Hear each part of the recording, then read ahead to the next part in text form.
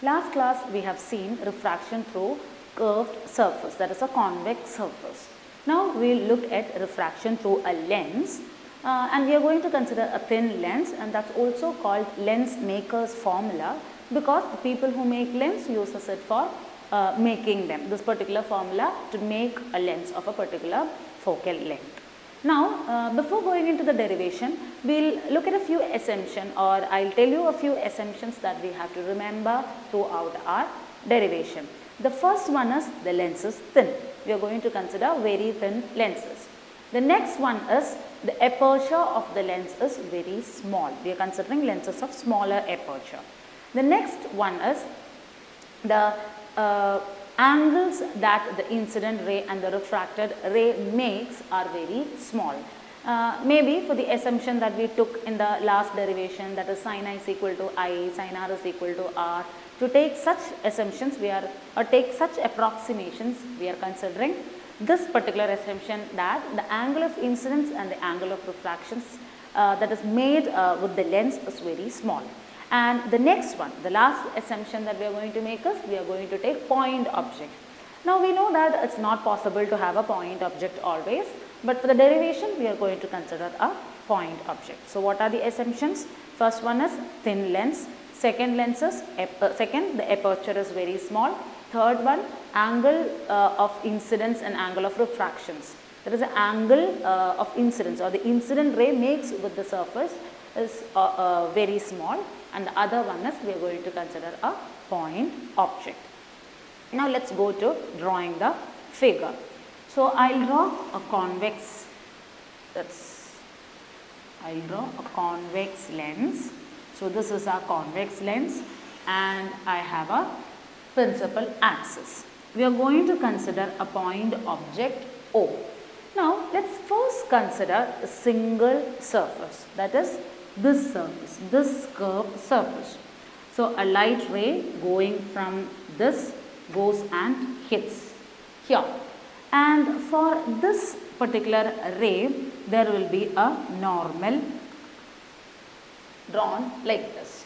Now when we have a normal which is going through the lens, we have this only single surface which is refracting this incident ray.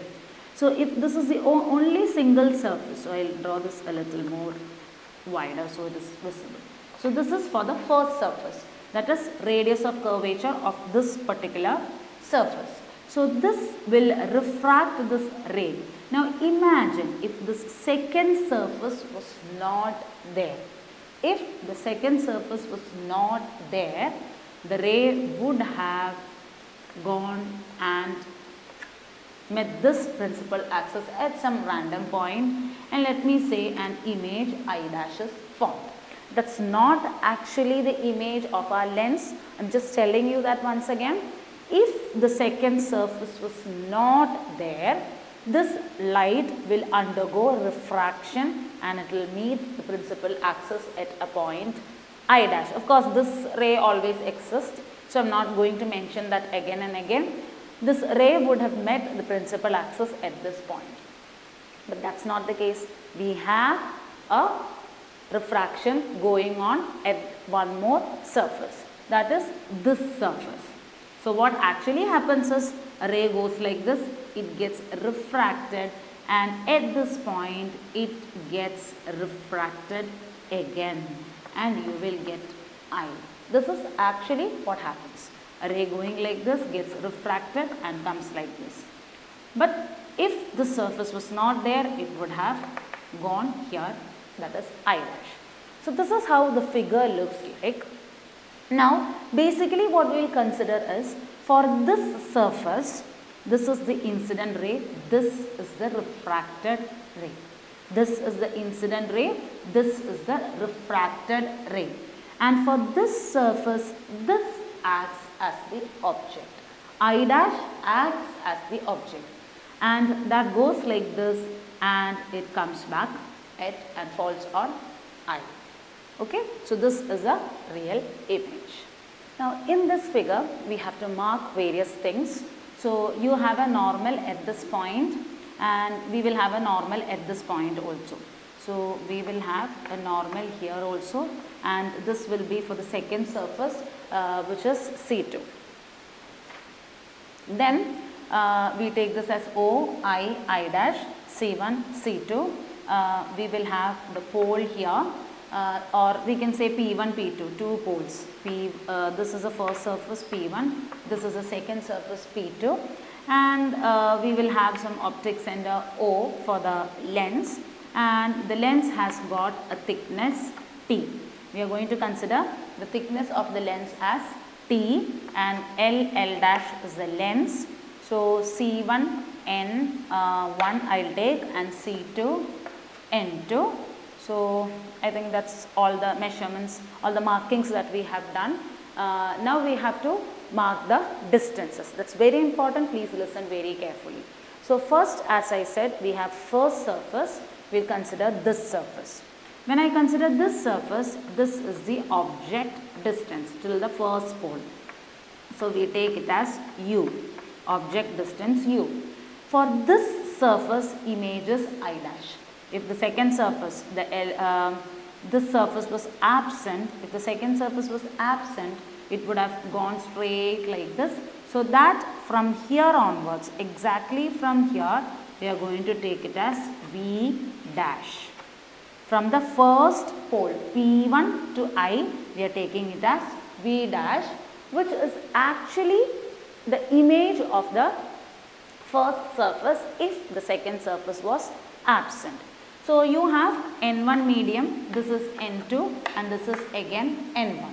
So here, a rarer medium to denser medium, the ray bends towards the normal, and this is denser medium to rarer medium, so the ray bends away from the normal. So actually it gets refracted here once, and it gets again refracted and goes here.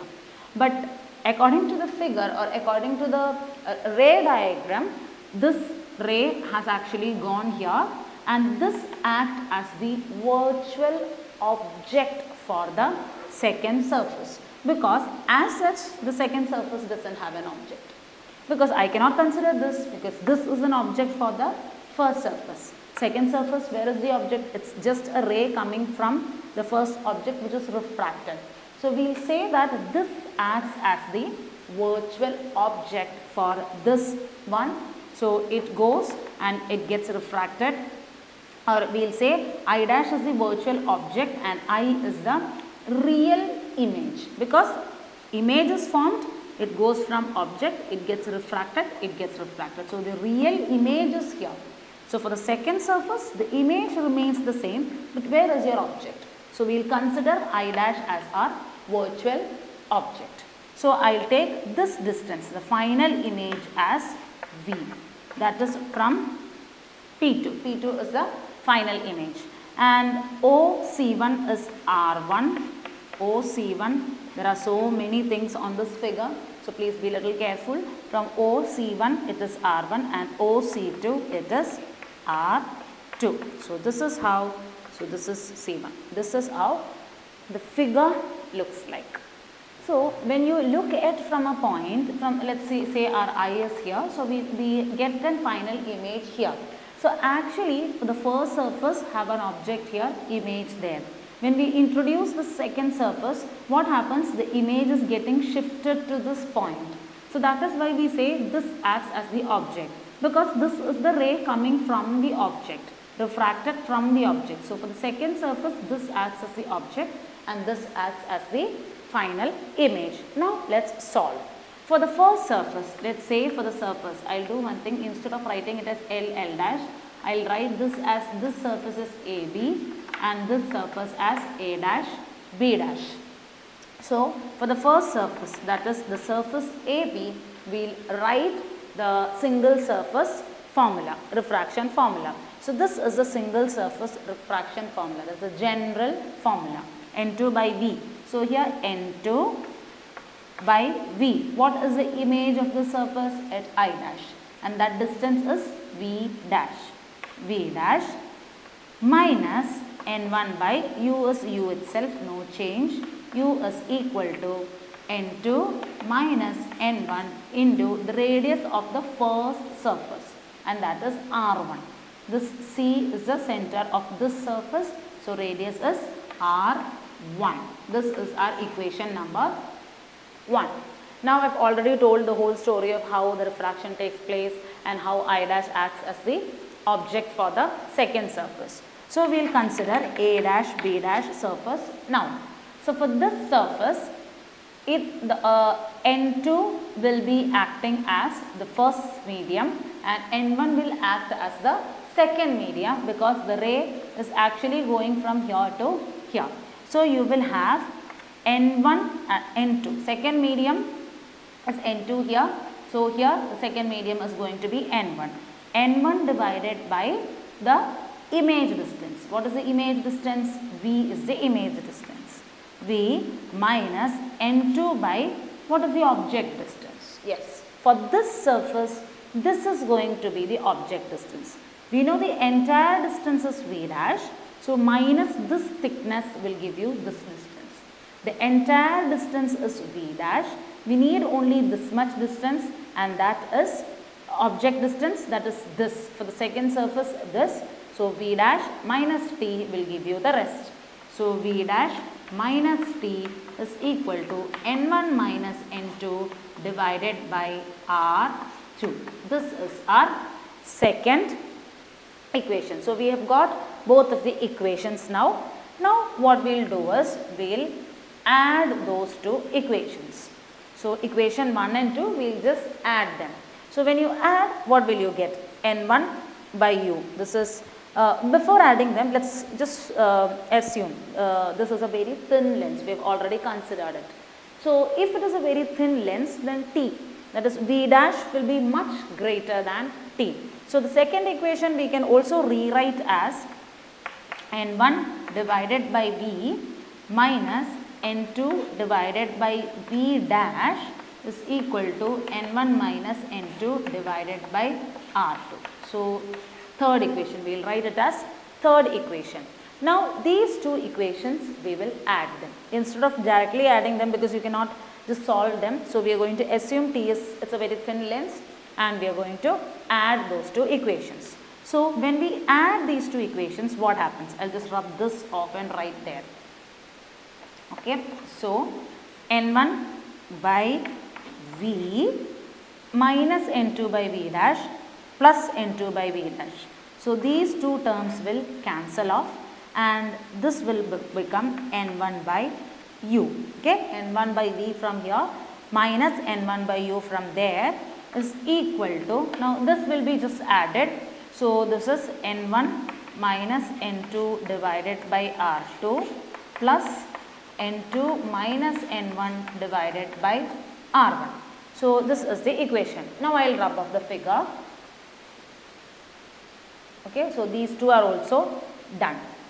So now this is the equation that is there. I will rewrite solving it once again.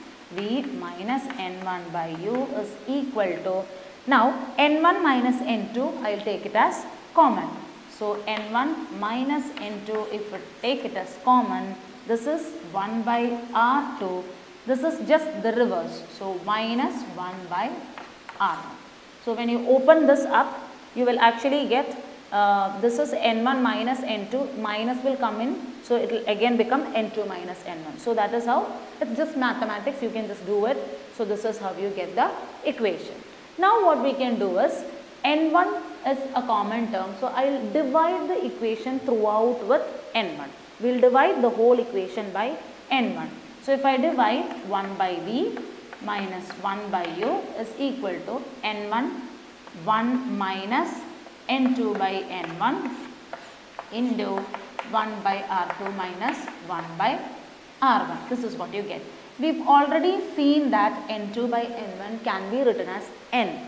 That is refractive index of the second medium with respect to first medium. So I'll just mention N here. Okay, it's fine. N2 by N1, I'm just writing it as N, a refractive index. Now what is 1 by V minus 1 by U? Or just leave that. This is the equation. 1 by V minus 1 by U is equal to 1 minus N into 1 by R2 minus 1 by R1. This is the general formula for refraction through a convex lens. So just keep this Note this as an important formula. Now what we will do is, we will say that the object is at infinity. Now you would have learned in your lower classes when you place or you would have focused the sun using a convex lens, and you would have seen that at the focus the paper starts burning. So that means if you have an object placed at infinity, then the image is formed at the focus of the lens. That is a property of the lens, or using the ray diagram also you would have learned it. Object placed at infinity. So I am going to take u as infinity, then image is formed at f. Object is placed at infinity, image is formed at f. So I am going to substitute it. So when we substitute, what do we get? 1 by f minus 1 by infinity is equal to 1 minus n into 1 by r2 minus 1 by r1. So what do you get? We will get 1 by f minus 1 by infinity. 1 by infinity is 0. So we will get 1 by f is equal to 1 minus n into 1 by r2 minus r1. So these are the two equations we have. This is a general equation we have, and then we are saying that when the object is placed at infinity.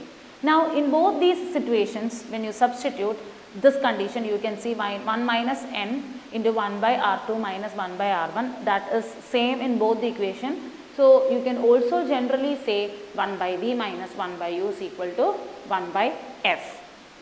So we can write 1 by v minus 1 by u is equal to 1 by f, and this is our lens maker's formula, or this is also lens maker's formula. Thank you.